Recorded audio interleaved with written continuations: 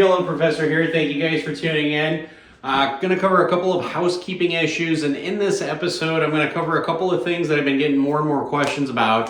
One is going to be bankroll management. Two is going to be taxes. Now, for legal purposes, I have to disclose that I am not a CPA. I'm not licensed to give you tax advice.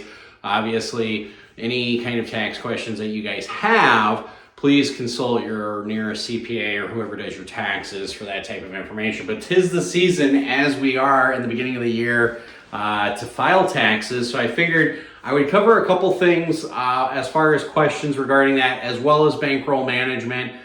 Just some ideas that you guys should be having. So first of all, if you guys are trying to become a professional poker player or trying to cut it as a pro poker player, maybe you're in the process of leaving one job or something to that effect, because even discussing things with my students, I discussed this with them, that right now they're playing recreationally, they're trying to hone their skills, and they're still in their current job, but they're eventually, within a couple of years, are planning on transitioning out and becoming a professional poker player. So this whole episode is basically going to be bankroll management, recommendations, okay, management, and then a little bit, I'm going to cover taxes a little bit. When I cover taxes, I'm going to cover taxes based on my taxes, because your tax information might be a little bit different, and I can't disclose any legal tax advice. But first of all, bankroll management. You know, some of the best poker players in the world that I've ever played with don't play poker anymore. Some of the legitimate best Parliament Omaha players that I play with don't play poker anymore. Part of that is bankroll management. Part of it might be some other demons that they might have, whether it's other addictions and things of that nature. But bankroll management is generally the number 2 killer of poker players. Number 1 being baccarat. No, that's an inside joke, just joking. But in all seriousness, bankroll management is the difference between a seasoned veteran who can grind at the tables for a living and do it consistently year in and year out, and the people who are going to be doing poker for 1 to 3 years and then they're out, okay? One of the biggest things that I stress to my students after they have a huge win, whether they win like 30, 40 grand in a month, whether they have a huge big turnout and they win a big tournament, is immediately start investing in things that will give you some passive income, because there are times in every poker player's career where you will go bankrupt. There's no hiding that. You're going to go broke playing poker for a living at least once. Anybody who hasn't gone broke isn't playing poker for a living. I can tell you that right now. But if you're playing poker for a living, there will come a time that you've gone broke. If you haven't, it's either because you've had some kind of passive income, a job that you've been using as your primary source of income, or something to that effect. But bankroll management is really key. The biggest thing is hey professor, what do I buy in for? Like your meetup games, it's $100 to $500 buy-in, and I'm a recreational player. Well, first of all, this video is only going to apply to people who are aspiring to be professionals or who are currently professional poker players. If you're a recreational player, play within your means, play within your budget, play what you feel you can afford and fund to lose or win. Obviously, no one likes to lose, but for those of you who are trying to cut it for a living or who are trying to transition over for a living, generally the rule is you want somewhere in the neighborhood of 10 to 15 times, okay? And I would even encourage it to be closer to 15 to 20 times your buy-in. All right. So what does that mean? That means if you're coming to the meetup games and the buy-ins are $500, your bankroll should be somewhere in the neighborhood of $5,000 to $7,500. Okay, that's what your whole poker bankroll should be. And when you're factoring in your bankroll for poker trips, the one thing that you do have to factor in that a lot of students might have an issue doing, or a lot of people have an issue doing, is you have to factor in and encompass all of the expenses. So if you go to Vegas for the World Series and the plane flight costs you $300, say you're flying round trip on Allegiant or Spirit, okay, for the plane ride, and then say you're there for 4 days and hotel and food, say it will end up costing you another $300, okay, you always have to factor in these things into your bankroll. So if you go and you play for 5 days and you win 1,000, you can't say, hey, Professor, I won 1,000 playing poker. No. You won 1,000, spent $300 on a plane, $300 on a hotel. You spent 4 or 5 days in Vegas. Congratulations, you won $100 a day because you ended up netting $400 overall for the whole trip. So you have to factor that in. This includes like getting massages at the table and things like that, okay? So when you're factoring in all of your expenses, if you will, you have to factor that in. And for tax purposes, I keep all my receipts. You guys decide what you want to do with yours, and I'll go into that probably the last 2 to 3 minutes of the video. But in any case, you should have somewhere between 10 to 15, and I'd even say a little bit closer to 20 times the buy-ins. Now these are going to be for pot limit Omaha games and no limit Hold'em games. No limit Hold'em, Professor, all you talk about is Omaha. Yep, I do. But you know what I do is I coach people on how to transition into playing poker for a living. I'll give you a perfect example. I had a student call me up. He says, Professor, I have $1,000 left in my bankroll. I said, well, that really sucks. And he goes, yeah. He goes, I think I got the hang of playing pot limit Omaha, and then variance happened and life happened, and now I've got $1,000 left. I was crushing it for 6 months. What should I do? I told him, particularly because he doesn't live in a place where limit poker is available to him, I said, you need to go find a like 1-2, 1-3 no limit Hold'em game with a $300 max buy-in. You need to buy in for $200 to $300 and grind out a couple of small wins. A couple of small $200 to $300 wins goes a long way when your bankroll becomes really small, okay? It's amazing how you can go from having a $20, $30, $50,000 bankroll, all of a sudden you're down to $10,000 on a bankroll, or in his situation, maybe he had a $15,000 bankroll and all of a sudden he's down to $1,000. When he goes and does a buy-in on a game, if he's looking at Omaha, he's like, oh my God, this is my whole bankroll. This is all my poker funds that I have available to spend. Sometimes your bankroll is going to determine what type of game you should play, okay? Now, by any stretch of the imagination, I'm not preaching that Hold'em is somehow better than Omaha, but in some situations, if you find that your Hold'em table is a soft table and the PLO table is a bunch of crushers, even I myself am going to be more apt to go sit at the Hold'em table. Case in point, this year I was playing 5-5 at the Paris this year during the series, and I was waiting either for 5-10-25 or for Big O, and Joey Ingram sits down at the table to play 5-5. He's somebody that I respect a lot as a poker player. For understanding PLO, pot limit Omaha in the game. I have so much respect for him. I literally played maybe 2 hands while he was at the table, and I got up and left. And I had a couple people say, why are you leaving? Who cares? It's just Joey Ingram. And I said, why do I want to play with somebody who's a known PLO crusher like that when I can go sit at like a Big O table, even if it's 125 or even the 125 PLO, and I'm going to be sitting with a bunch of people who don't have a deep grasp and understanding of the game like Joey Ingram does. I know it sounds really weird, but table selection and game selection can be important, and sometimes your bankroll is what's going to determine what you should play. So if you have a really small bankroll, first of all, the best way to build a bankroll, go find a limit style game. I don't care if it's limit Omaha, I don't care if it's limit 7-card stud, I don't care if it's limit Hold'em. Any limit game is the key to building a bankroll. So if you want one of the biggest keys to build a bankroll, to build it back up, you definitely need to check out any type of limit game. And when I say any type of limit game, you know, obviously there are some games like 3-6 and 4-8 where you can't even really beat the rake. So you need to go to some kind of medium stakes game. And the reason why I'm covering this is for 2 reasons. One, your buy-in and your bankroll can be different on the buy-in for limit than it can for no limit or pot limit. What was that, Professor? Yeah, if you have 10 to 20 times the buy-ins in PLO or Hold'em, you should be okay. In limit, you need a lot less of the buy-in in order to maintain the same type of bankroll. That doesn't make any sense, Professor. Yes, it does. If you play poker and you play according to how you're supposed to play, where you're supposed to win with hands that generate more revenue and return than hands that give out, and you play limit, you don't need as big of a bankroll or as big of a buy-in. When I say medium stakes game, we're going to step up to something like 6, 12, 10, 20, 15, 30, okay? One of those types of games. And people might say, well, what's the kind of buy-in? Well, on a 10-20 game, I would typically buy in for somewhere between $400 to $500. In a 15-30 game, I'm probably going to buy in for about $600.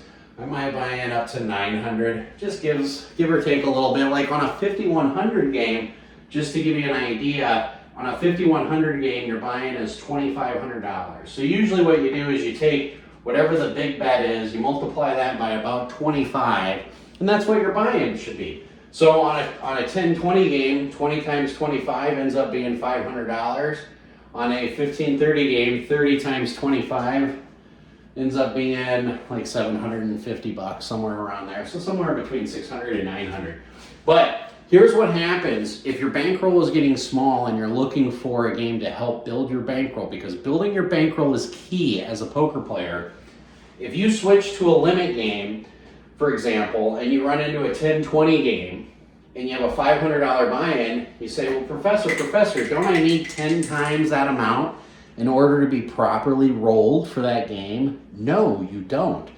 This right here is when it comes to pot limit or no limit hold'em. If you're dealing with any limit style game, okay, you should realistically have anywhere between 4 and 6 times the buy-in for your bankroll. That's right, I said that, 4 to 6 times your buy-in. That's if you're playing things appropriately and correctly. So for example, if you want to play 5100 limit, which is a really juicy game, it's a game that they run a couple times a week in Chicago, your bankroll only needs to be about $10,000. If you have 10 grand, you can go play 5100 limit, you can build your bankroll, and then from there you can go on and play bigger games, both limit and bigger games, both PLO and no limit hold'em.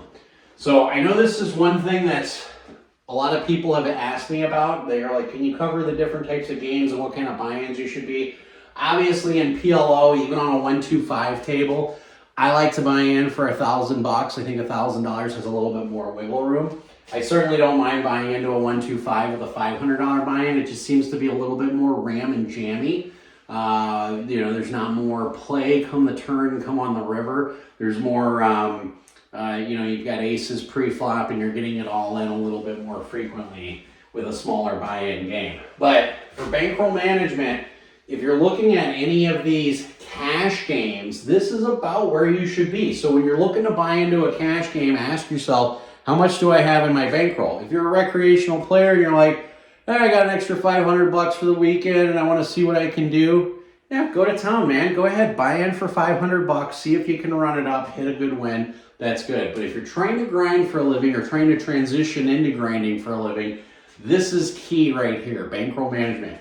Bankroll management in Baccarat kills more poker players than probably heart attacks. Just guessing. I don't know. I read it on the internet somewhere.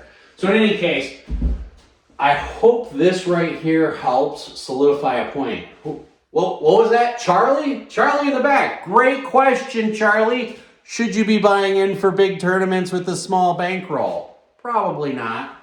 So when it comes to bankroll management and poker tournaments, there's a few things you need to keep in mind. Again, if you're the recreational player, you see that $400, $500 tournament, you're like, yeah, I made an extra $1,000 this weekend because the overtime, I'm going to go ahead and take my shot. Again, if you're the rec player, that's great. If you're trying to be a professional poker player and run your bankroll accordingly, how much of your bankroll should you be buying in to a poker tournament? That's what Charlie in the back just asked. Thank you so much, Charlie, for asking that question. So generally speaking, let's just run the numbers. You're only going to cash for tournaments. You're only going to cash 1 out of 7 tournaments. 1 out of 7. When you only cash 1 out of 7 tournaments, that means that your buy-in for the tournament needs to be much significant for your bankroll, okay? Because you're only cashing 1 out of 7, you really should have roughly about 20 times whatever the buy-in is for that tournament. Okay, so let's just make this easy. Let's say the tournament's $100 buy-in and you have a $2,000 bankroll. That's a tournament that you're appropriately bankrolled for. Okay, let's say the tournament ends up being $500. That means your bankroll needs to have $10,000 in order for you to appropriately buy into that tournament. Now don't stop me there. Don't get me wrong. There are people that are going to take shots. I've been there. I've had literally like $1,000 to my name and registered for like $100 tournament before. So I myself am guilty of it, but I just want you guys to know, if you're looking at like a tournament schedule with all the WSOP stuff coming into town, and you say, well, my bankroll is $10,000, what's the biggest tournament I should be buying in for? You can buy into a $500 tournament. Matter of fact, if you have 10 grand, you can convert over just to being a tournament player as long as you're playing appropriately and buy into the tournaments at that price and be okay, all right? Now, cashing 1 out of 7, keep in mind, that's pretty like the norm for poker players. So if you're buying into tournaments and you've played 5 tournaments and you haven't cashed yet, and you're wondering, what am I doing wrong? Nothing. Even people who do poker for a living only cash 1 out of 7 tournaments, okay, or 1 out of 7 bullets. So some tournaments will have 2 or 3 bullets for. What I recommend to all people playing PLO, of course, if you go back and you watch some of my earlier videos on tournaments, is just plan on 3 bullets. If you plan on 3 bullets, you can play the tournament appropriately. That way you can cash, and then hopefully when you cash for 3 times more than what the buy-in is listed at. So that covers a little bit of bankroll management. Now, as far as taxes, I had a few people ask me, hey, for poker players, how do you guys handle taxes? First of all, as you guys know, all income earned should be recorded to the IRS. I'm going to say that. And also, I'm not a CPA. But yes, anything as far as taxes for poker can be written off, or at least I write off. My CPA advises me to do a Schedule C. Basically, I take all of my income from poker, all of my income from all my poker-related stuff, poker coaching, the vlog, which doesn't make much money. A lot of you guys might be surprised by that, but it's like $5 a video. But whatever, take all that money combined and put it in as poker income, and then I can write everything off of it. So I get like, I think it's 57.5 cents a mile off of my poker winnings, off of that, plus any tournament receipts that you have. You can deduct income from hotel trips, your hotel stays, your food while you're out traveling at these circuit events. Those are all tax deductible items. There's some questionable items like whether or not entertainment's tax deductible. That's a discussion that you have to have for your CPA or your tax guy. But generally speaking, like if you have a year like I had last year where I think I spent I'm going through it now, so I don't know the exact figure. I'll give you guys an update later on in the vlog. But it's probably around $32,000 to $37,000 in taxes, or in tournament buy-ins that I did this year. I was not positive EV on tournaments. When we look back throughout the whole year, I go and look at where my faults were. The year before, obviously, I won a big one. That was a good one. But this past year, I looked at tournaments and the professor missed the mark on that one. I cashed in a couple of bracelet events. I cashed in some big events, but for the most part, I think I might have like $37,000 in tournaments and maybe like $7,000 to $10,000 in winnings. So I can claim a $27,000 loss to offset any other poker winnings that I had for the cash games. So I hope that answers some of your guys' questions. As always, go ahead and hit the like and subscribe video. And I'll put a link down below for both merchandise as well as our meetup games. Every Monday that Donkfish and I do, we do a virtual meetup game. And then we're also starting to do PLO tournaments. So if you guys want to practice, $20 buy-in, $20 rebuy, and a $20 add-on. So really plan on $40 for those tournaments.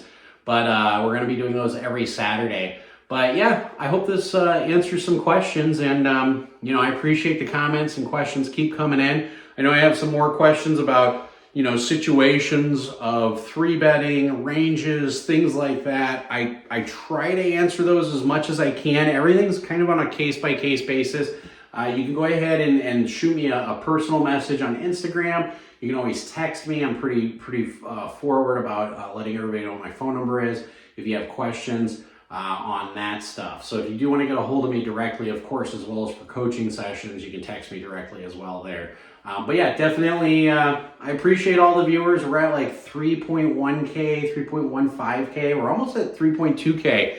So things are just plugging right along. I hope to see you guys in Texas, doing a little bit of housekeeping towards the end, if you will. But yeah, we have some meetup games scheduled. We have 3 days in Georgetown Poker Club that we're going to be there on the 16th, 17th, and 18th. And then we are also spending an evening at the Hideaway in Dallas.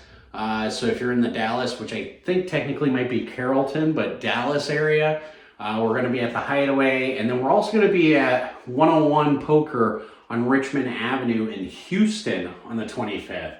So the 101 Poker as well as Georgetown Poker Club both have it on Poker Atlas. You can go on Poker Atlas right now and sign up on the pre-made list. That way, we have a pre-made list. We can see how many people are going to be there, and it'll be some good times. So hopefully we'll see you guys in February. If not, hopefully we'll see you guys somewhere around the way as we travel around the country. So as always, everybody, play smart and run like a god.